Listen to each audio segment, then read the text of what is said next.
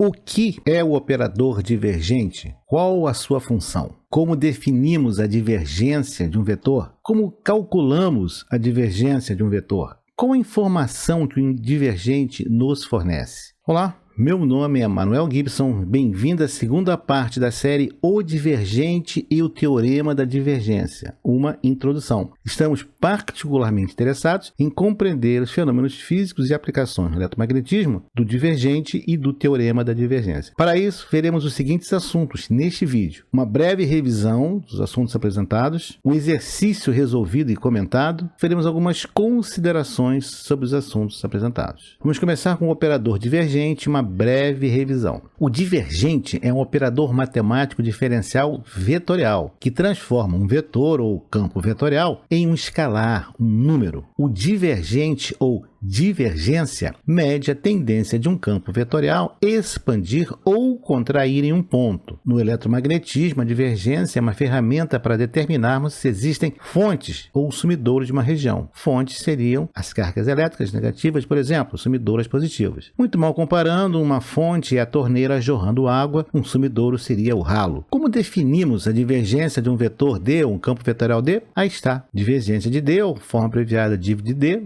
e essa expressão à direita. A definição do divergente do vetor D em uma superfície fechada S, caracterizada por um volume diferencial ΔV, é essa. Esse símbolo à esquerda da igualdade e à direita uma expressão. Vamos ver cada um desses termos. Este é o símbolo do operador nabla, um triângulo invertido. O nabla, com uma flecha em cima, é um operador diferencial vetorial fundamental no cálculo vetorial, composto por derivadas parciais nas direções espaciais. Falamos sobre operadores matemáticos no vídeo passado. O nabla com flecha, portanto, indica um operador vetorial. Pode ser expresso em coordenadas cartesianas, cilíndricas ou esféricas. O operador nabla não é um vetor. Isto representa um produto escalar, o ponto. O resultado do produto escalar é um escalar, um número. O nabla com flecha e o ponto representam o divergente, um operador cujo resultado é um escalar, operador sobre um vetor, ou campo vetorial. Isto representa o divergente, um operador cujo resultado é um escalar. O divergente é aplicado sobre um vetor ou um campo vetorial. O divergente pode ser expresso em coordenadas cartesianas, cilíndricas ou esféricas. Isto é um vetor ou um campo vetorial. Pode ser expresso em coordenadas cartesianas, cilíndricas ou esféricas. Tem módulo, direção e sentido. Este vetor D está sendo operado pelo operador divergente, representado pelo nabla com flecha e o ponto. Essa é a representação do divergente do vetor D. Vejamos agora cada um dos termos. Esse ΔV tendendo para zero é o limite do volume limitado pela superfície S tendendo a zero. Então, o volume que é limitado para essa superfície fechada. Esse volume vai tendendo a zero. Essa é uma integral dupla, portanto, uma integral de superfície. E a elipse mostra que é uma superfície fechada. Então, nós vamos trabalhar com superfícies fechadas para caracterizar o divergente. Esse é um vetor densidade sobre área. Esse ponto é o produto escalar, já vimos. ds é um vetor elemento diferencial de área. ΔV, um elemento diferencial de volume. Então, observe que ds, vetor, ΔV, volume. Temos agora, então, a definição do divergente. O divergente de D é igual ao limite, quando ΔV tende para zero, da integral de superfície fechada. Então, fluxo de ddS dividido por ΔV. O numerador é um fluxo. Fluxo do vetor D na superfície fechada, definida por S. Divergente e fluxo em superfície fechada estão interligados. O divergente para campo elétrico é o fluxo elétrico total que atravessa uma superfície fechada quando o volume delimitado por essa superfície fechada tende a zero em um ponto desse volume. Sim, deve haver uma carga elétrica ou uma distribuição de cargas elétricas nesse volume para esse divergente ser diferente de zero. Estamos falando de campos elétricos. Para pensar, existe divergente para campo magnético? Porque até aqui nós só falamos de campos magnéticos e cargas elétricas. O que será? Como se define o divergente em coordenadas cartesianas? Sim, vamos começar pelas coordenadas cartesianas. Elas são mais tradicionais, mais fácil de você olhar para um cômodo, um quarto, uma sala e ver o eixo x, y, z nas paredes e no piso ou no teto. Essa é a derivada parcial ou ou a taxa de variação da componente de x do vetor com a direção x. Ou seja, é a taxa de variação com a distância. Ela responde a pergunta: como a componente em x do vetor d varia com a distância na direção do eixo x? Nós estamos representando o termo em x do vetor por dx, função de x, y, z. Mais tarde nós vamos simplificar um pouco essa notação.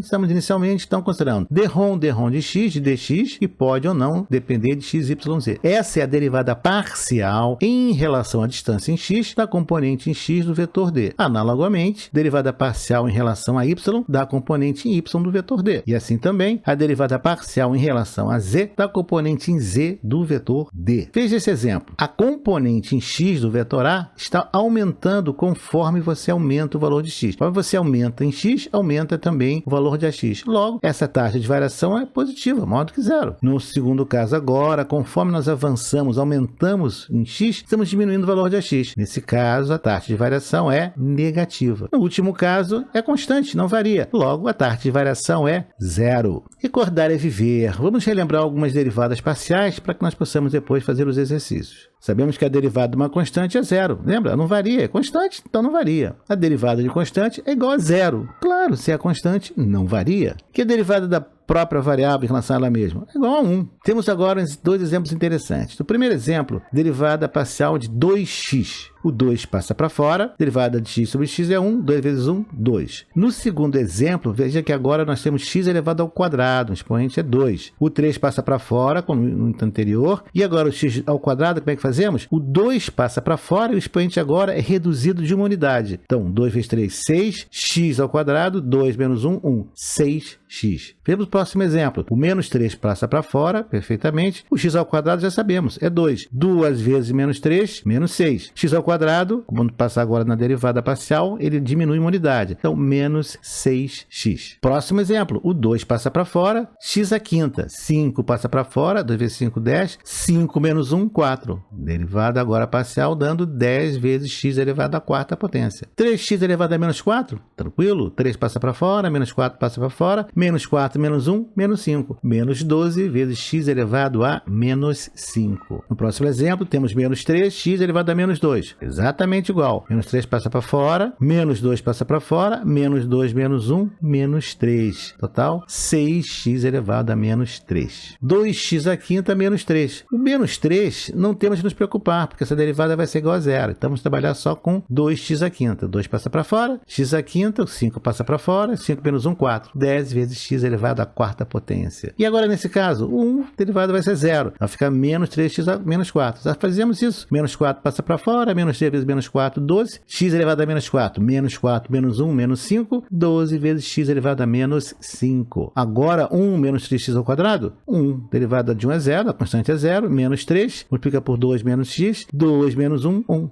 Menos 6 vezes x. Fizemos agora um exercício resolvido e comentado. Determine a divergência do vetor A. Então, vamos calcular a divergência desse vetor. Estamos mostrando agora a componente em x de A, que pode depender de x, y e z. No nosso caso, a componente ao longo do eixo x do vetor A é simplesmente 3 vezes x, dependendo apenas de x e independendo de y ou de z. Nesse vetor que nós estamos trabalhando. Próxima coordenada, a y, depende apenas de y.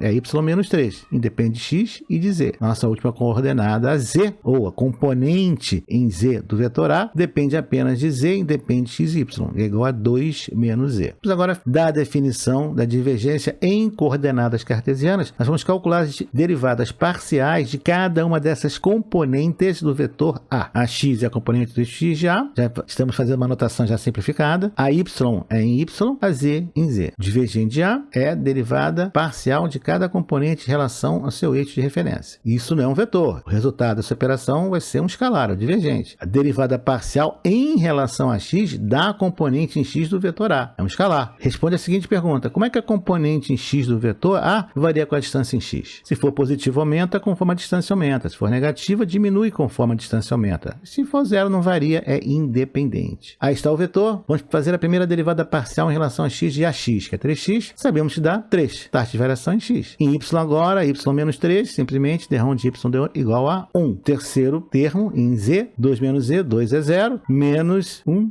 0 menos 1 igual a menos 1. Temos agora, então, o vetor, a derivada parcial da componente em x, que é igual a 3, em y, que é igual a 1, em z, que é igual a menos 1. Como é que vamos fazer o divergente? Vamos somar esses três termos. 3 mais 1 menos 1 igual a 3. Dado o vetor, dado o divergente, dizemos, então, o divergente do vetor A é igual a 3, ou a divergência de A é 3. Caso você esteja interessado em se aprofundar, temos uma pequena bibliografia sobre eletromagnetismo, livros mais básicos, até um pouco mais avançados. Considerações. O operador divergente, ele nos fornece a divergência de um vetor, ou seja, o grau de espalhamento ou concentração desse vetor ou campo vetorial. No eletromagnetismo, a informação é sobre a existência ou não de cargas ou distribuição de cargas elétricas nessa região. Uma superfície fechada, sempre fechada. É como se a distribuição de cargas fosse acumulada em um ponto, uma singularidade, e o volume tendendo a zero em um determinado ponto. Imagine uma carga elétrica elementar flutuando no espaço, isolado de qualquer outra carga elétrica. Imagine agora uma bolinha de tênis de mesa ao redor dessa carga. Qual é o fluxo que atravessa a superfície delimitada para essa bolinha de tênis? A carga elétrica, é claro, fluxo igual a carga elétrica. Imagine agora que você substitui a bolinha de tênis de mesa por uma bola de basquete, bem maior. Qual é o fluxo que atravessa agora a bola de basquete? É o mesmo fluxo original, já que é a mesma carga elétrica original envolvida. Nós não estamos colocando mais cargas nessa região, é a mesma carga original envolvida. Nada mudou, só a superfície ao redor. Imagine que você tenha colocado uma pequena lâmpada e esteja agora se afastando cada vez mais, globos transparentes cada vez mais distantes. Sim, a densidade vai caindo, então a iluminação na superfície diminui, mas se você somar toda a superfície da esfera, continua sendo igual ao original. Imagine então agora que a bola ao redor da carga elétrica apresente um raio de 150 milhões de quilômetros, a distância média Terra-Sol. Qual é o fluxo que atravessa essa esfera gigantesca? É o mesmo da bolinha de tênis de basquete, a carga